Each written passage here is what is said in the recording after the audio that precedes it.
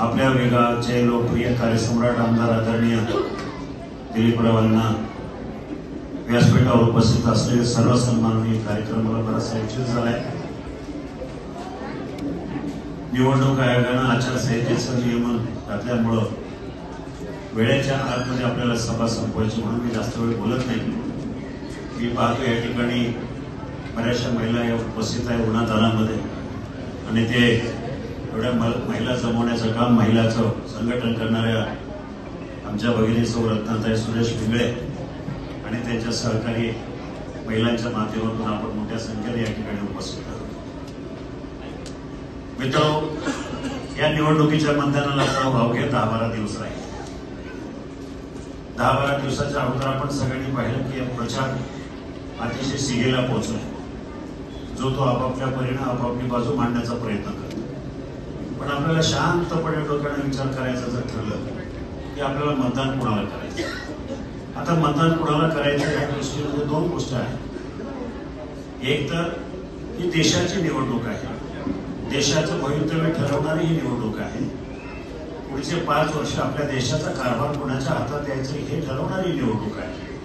आणि मग हा असा प्रश्न आपल्या समोर आल्यानंतर एकच प्रश्न लक्षात समजून येतो की आपल्या पुढे ते एकच नाव येतं, भारताच्या कानाकोपऱ्यामध्ये कुठेही जा, देश चालवण्यासाठी सक्षम नेतृत्व म्हणून आदरणीय नरेंद्र मोदीजी यांचंच नाव येतं। आता ही गोष्ट तर नक्की झाली की बाबा देशाचे पंतप्रधान नरेंद्र मोदीच होईल। मग दुसरा विचार होतो की आपण गेल्या 5 वर्षापूर्वी ज्यांना आपण मतदान केलं त्यानं आपल्या मताची किंमत राखली का, त्यानं आपल्या अपेक्षा पूर्ण केल्या का, ज्या कामासाठी आपण ज्यांना निवडून दिलं ती कामं आपली झाली का, हा विचार सुद्धा होणं स्वाभाविक आहे। मग तुमचा अनुभव काय, किती गावांमध्ये निवडून आलेले खासदार गेले, किती गावांमध्ये निधी आला।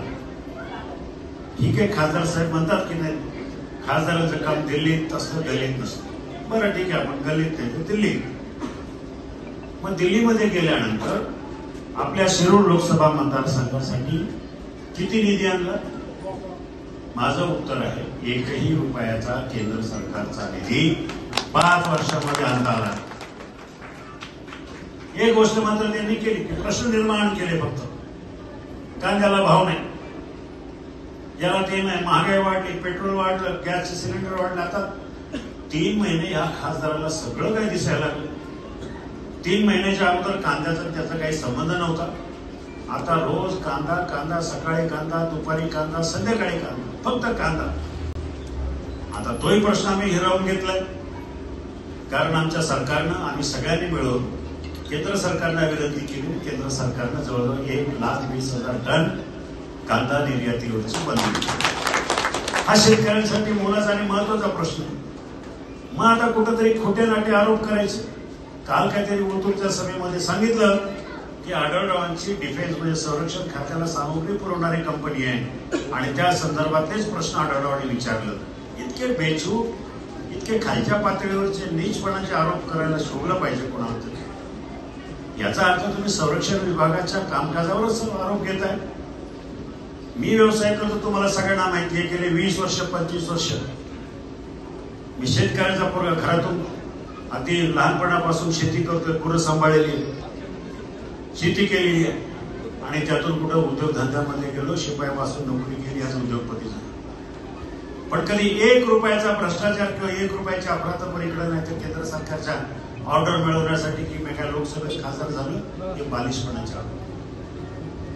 दुसरा विषय होतो शेतीच्या संदर्भामध्ये आम्ही शेतीचं हे केलं ते केलं। अहो, शेतकऱ्यांचा कळवळ आम्हाला आहे, शेतकऱ्यांसाठी मी लोकसभेमध्ये भांडलोय। त्यांच्या 5 वर्षाच्या कालावधीमध्ये प्रवीणजी शेतीविषयक त्यांच्या प्रश्नाची संख्या 41। 5 वर्षात त्यांनी 41 प्रश्न उचलले शेतीवर, शेतीमालावर, शेती प्रक्रियेवर। आणि मी 2014 ते 2019 या 5 वर्षाच्या कालावधीमध्ये 81 प्रश्न। त्यांची सगळे टोटल प्रश्नाची संख्या आहे 624 आणि माझी आहे 1102। संसदेमध्ये माझी सुद्धा कामगिरी नाही असं नाही, पण मी असं कुठंतरी डिंगोरा पेटत नाही। आज त्यांच्याकडे कामं सांगायला नाही, मग काय सांगायचं? मी पक्ष बदलला. अरे मी कसला पक्ष बदलला? मी एकनिष्ठ राहिलो, धनुष्यबाणाबरोबर एकनिष्ठ राहिलो 20 वर्ष. तुम्ही तर सुरुवातीला मनसे, नंतर शिवसेना, नंतर राष्ट्रवादी, नंतर भाजपकडे इकडे तिकडे डोळे मारत होते. आम्ही शहाला वेट, याला वेट, तुमच्याकडे पण आले होते बघा. आणि मग अजित पवार गट जेव्हा सरकारमध्ये सामील झाले त्यावेळेला 40 आमदारांचा ऍफिडेव्हिट लिहून घेण्याचं काम हा माणूस करत होता. आणि आमदारांना मिठ्या मारून मारून सांगत होता की आता आपण सत्तेत आलो, आता सत्ता आपल्या खांद्यावर खेळायला आली आहे, आपली आता मजाच मजा. आणि तो माणूस दुसऱ्या दिवशी परत पलटी मारली तिकडे गेला. मला म्हणे पक्ष, मी पक्ष बदलला नाही. मी धनुष्यबाणाबरोबर प्रामाणिक राहिलो 20 वर्ष. जेव्हा मी पक्ष मुख्यमंत्र्यांनी सांगितलं की ही जागा राष्ट्रवादीला जाते, मला विनंती केली मुख्यमंत्र्यांनी की तुम्ही हा पक्ष राष्ट्रवादी काँग्रेस पक्षामध्ये जाऊन धनुष्यबाणाच्या ऐवजी घड्याळाच्या चिन्हावर. मी म्हटलं नकोय, मला नकोय खासदार. की ते म्हणाले नाही, 5 वर्ष तुम्ही काम केलंय म्हणून घड्याळाचं चिन्ह घेऊन लढा, म्हणून मला आपल्याला सांगायचंय. हे त्यांचे जे आरोप आहेत की पक्ष बदलला, की पक्ष बदल, अजिबात नाही. माझ्या पक्षप्रमुखांना मला विनंती केली, मला सांगितलं की माझा उमेदवार मी राष्ट्रवादीच्या हवाली करतो, त्यांनी तिथून लढावं. 5 वर्ष मी काय कमी केलं मतदारसंघासाठी? मतदारसंघाच्या गावागावामध्ये मी निधी पोहोचवतो. माझे प्रत्येक ह्या परिसरातल्या गावागावाशी संबंध आहेत. आपले पुनर्वसनाचे प्रश्न आहेत, आपले शिंदे वासुरी डाऊ कंपनीच्या संदर्भातला विषय आपल्या सगळ्यांना माहिती आहे. त्या आंदोलनामध्ये पहिली उडी घेणारा मी होतो. शिंदे वासुरी या परिसरातल्या गावांच्या पाठीशी उभं राहणारा मी होतो. ज्या वेळेला भामा आसखेड धरणाचे आपले शिक्के आपल्या जमिनीवर पडले होते, मी पुढाकार घेतला, मी मुख्यमंत्र्यांच्या मागे लागलो, मी मुख्य सचिवांच्या मागे लागलो. आणि ते शिक्के आता आपण कमी केले सगळ्या पुनर्वसनाच्या संदर्भातले कालव्याचे, उजव्या कालव्याचे. ही कामं मी करत राहिलो माझ्याकडे पद नसताना. 450 ते 500 गावांना निधी दिली मी खासदार नसताना.